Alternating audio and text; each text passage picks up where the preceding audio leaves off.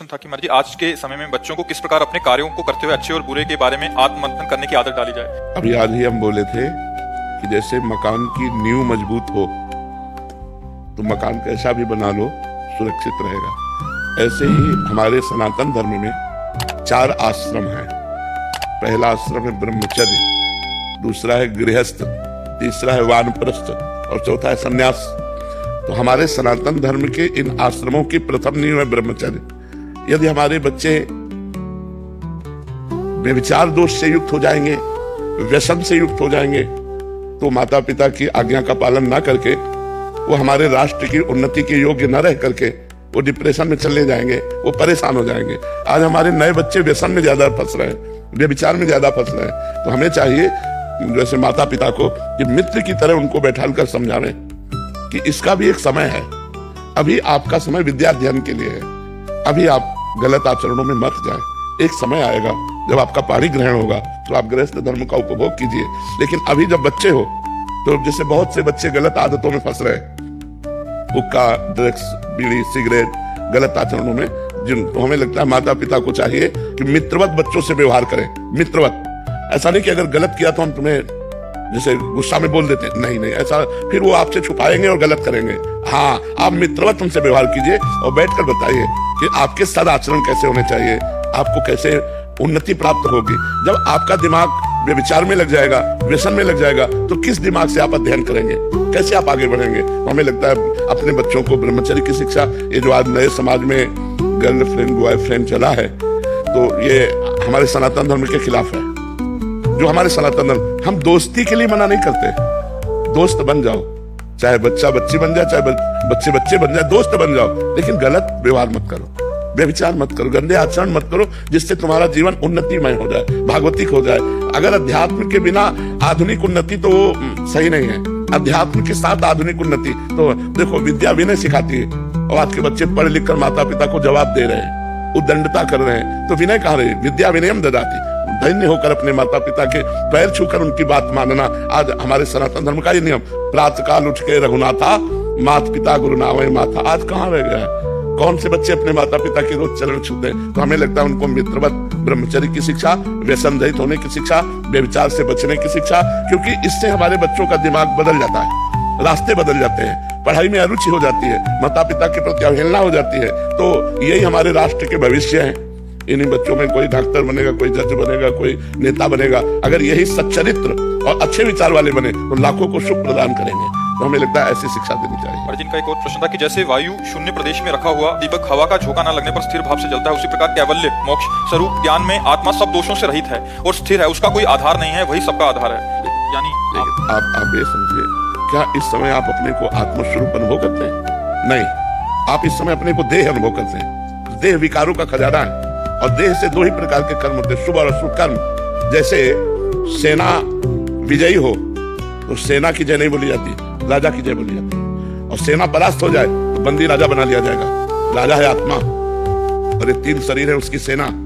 सेना अगर विषय भोगों में लिप्त हो गई तो उसको सुअर कुत्ता भी बनना पड़ेगा। जो निर्लेप निर्विकार आत्मा है, जो परमात्मा स्वरूप है, उसकी दुर्गति भी होगी, उसको नरक जाना पड़ेगा, उसको नाली का कीड़ा भी बनना पड़ेगा। तो हमें चाहिए, हम ही आत्मा है, कोई और नहीं। जो मैं है वो आत्मा है। मैं को शरीर में लगा देना, शरीर के भोगों में फंसा देना, यही हमसे कमी हो गई। अगर हम सदगुरु का आश्रय लेकर और सत्कर्म करते हुए अभिमान रहित होकर के भगवान का भजन करें तो सब ठीक हो जाएगा। खूब नाम जप करें, डट के नाम जप करें, सब ठीक हो जाएगा। कोई नशा न करे, मांस न खाए, गंदे आचरण न करे, नाम जप करें और दूसरों का परोपकार करें। जो परिस्थिति में बस ऐसे कष्ट में है, औषधि नहीं प्राप्त, भोजन नहीं प्राप्त, वस्त्र नहीं प्राप्त, हम उनका सहयोग करें। अगर भगवान ने हमें दे रखा है तो हमें सहयोग करना चाहिए, उससे भगवान की कृपा प्राप्त होती है। राधे राधे महाराज जी। महाराज जी, मैं एक प्राइवेट कंपनी में नौकरी करता हूँ, पर घर आने में 3-4 महीने लग जाते हैं, छुट्टी नहीं मिलती। तो फिर जो पहले से मरे हुए हैं उनको उधर जाके बोलता हूँ कि वो मर गया, ये मर गई, मतलब जैसे दादी फूफा कोई मर चुका है, तो आज मेरा फूफा मर गया, आज मेरी दादी मर गई, तो फिर छुट्टी मिल जाती है। तो मतलब ऐसा तो सही बात है, कोई झूठी तो है नहीं, अभी अभी मरी है तो 3-4 बार मार देते हैं एक मतलब फूफा, मतलब हर 3 से 4 महीने में एक बार। तो नहीं, वैसे झूठ बोल के नहीं तो सत्य में भी तो छुट्टी मिलती होगी, पर वो इतनी सहजता से नहीं मिलती जितना मतलब सच बोलने से छुट्टी नहीं मिलती। सत्य बोलने से तो माया से छुट्टी मिल जाती है यार, तुम कहते हो फैक्ट्री में छुट्टी नहीं मिलती। अब हम तो कभी फैक्ट्री गए नहीं तो हमको तो ज्ञान है नहीं, लेकिन हम ये कहते हैं कि झूठ बोलना अच्छा नहीं है। बोले ना तो कहेंगे जाओ जाओ फटाफट चले जाओ, छुट्टी दे दो। ये तुरंत मिल जाएगी, तुरंत सच बोल दे, नहीं जगह नहीं आ रहा, इतना वक्त नहीं आ रहा, तुरंत मिल जाएगी। बोल दे जाओ जाओ चले जाओ। महाराज यहाँ 1.5 महीने मगर बोले वृंदावन जाते तो बिल्कुल ही नहीं। आज भी आपसे मिलने के लिए आज भी मैं झूठ बोल के आऊँ। कलयुग का प्रभाव है, झूठे लेना, झूठे देना, झूठे भोजन, झूठ चबेना, कलयुग का एक प्रभाव है। लेकिन नहीं, असत्य संपादक बन जा, ये पाप है, ये तो पक्का है। झूठ बोलना पाप है। साच बराबर तप नहीं, झूठ बराबर पाप। जाके हृदय साच है, ताके हृदय आप। देखो, तो हमें चाहिए कि समस्याओं से भले हम लड़ें, लेकिन हम सत्य पर चलने की कोशिश करें, झूठ से बचने की कोशिश करें। अच्छा, भजन और धाम और भगवत प्राप्ति के लिए झूठ बोलना झूठ नहीं होता।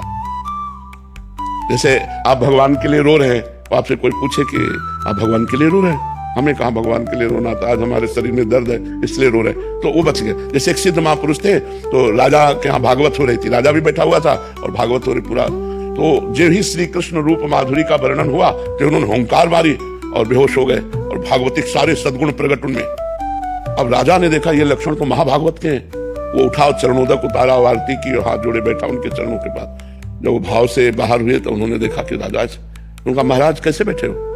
उनका आप में अष्ट सात्विक भाव देखे प्रेम के, इसलिए मैं धन्य हो गया।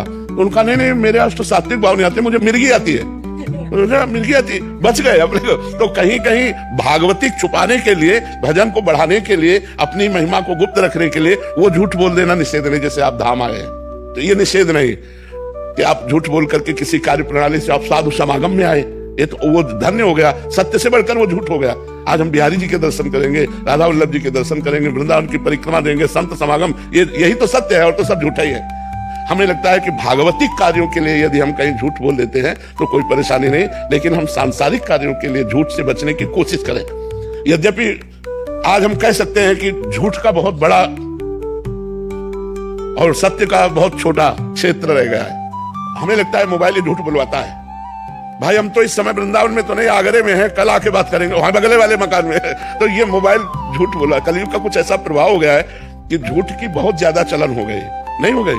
व्यापार में देखो तो हर कार्य में देखो, अब पता नहीं चल रहा कि आदमी सत्य बोलता कब है, नहीं पता चलता है। अब मानना ही पड़ेगा झूठ कोई सत्य नहीं, तो सत्य बोलना बड़ा कठिन होता चला जा रहा है, बड़ा कठिन होता चला जा रहा है। जहां सत्य पर हमें विश्वास, वहां भी झूठ का प्रवेश हो रहा है। तो हमें लगता है बचना चाहिए, हम लोगों को झूठ से ज्यादातर बचने की कोशिश करना चाहिए। जी, आजकल तो इंटरनेट मीडिया आदि पे भी एआई का जब से ये ट्रेंड आया महाराज जी ऐसे ऐसे भी हो जाता है कि ऐसा लगता है कि सच में ऐसा हुआ है, क्योंकि इतना ज्यादा वो भी एक झूठ का मतलब, कैसे आप काफी जगह आपकी वॉइस को चेंज करके आप किसी का घड़ी का प्रचार कर रहे हो कि ये घड़ी बहुत अच्छी है, ऐसा टाइम देती है, आपका समय सही हो जाएगा। महाराज जैसे कल आपका चल रहा था, महाराज जी 3 दिन से हॉस्पिटल में भर्ती है, समाचार वाले चल रहे थे, मीडिया वालों ने चला दिया। 3 दिन से महाराज जी हॉस्पिटल, और 3 दिन से हम बड़ी जोर से एकांतिक कर रहे हैं।